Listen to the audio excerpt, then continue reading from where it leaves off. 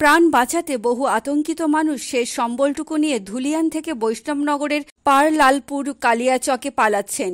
প্রায় 400 থেকে 500 জন আশ্রয় নিয়েছে।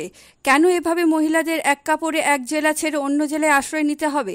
জঙ্গিপুরের তৃণমূলের সাংসদ মন্দিরের ভাঙচুর থেকে এভাবে নিরীহ গ্রামবাসীদের ওপর অত্যাচারের তীব্র নিন্দা করেছেন।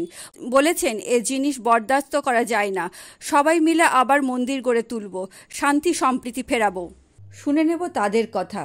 এক জেলা থেকে অন্য জেলায় যারা আতঙ্কে ঘর ছেড়েছেন।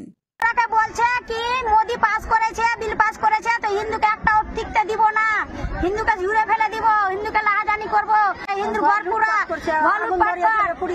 ভালো ভালো জিনিসকে সোনা দানা নিয়ে লিছে, পয়সা নিয়ে লিছে, তারপর আগুন ধরিয়ে দিছে, মেয়ে ছেলের গলায় হাতে লাগাইছে, আর সেই ঘর আগুন আছে আর পালিয়েছে, আর ফের ভাঙচুর করছে। কিছু রাখে না, কিছু রাখেনি, মেয়ে ছেলের হাত ধরে লিছে, হিন্দুর মেয়ের হাত ধরে লিছে, বলছে কি রেপ করাকে, এরকম করে বলছে। মুসলিমদের খুব অত্যাচার করছে, প্রচুর অত্যাচার, মানে এত অত্যাচার থামায় না।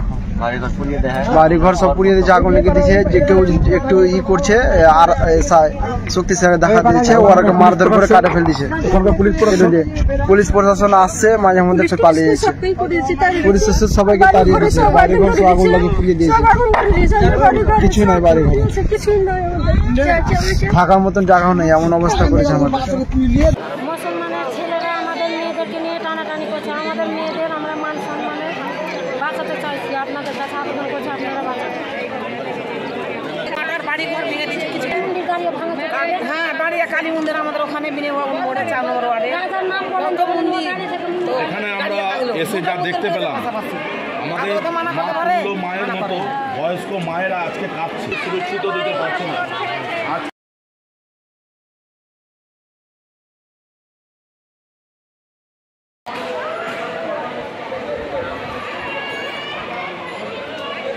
রিপাবলিক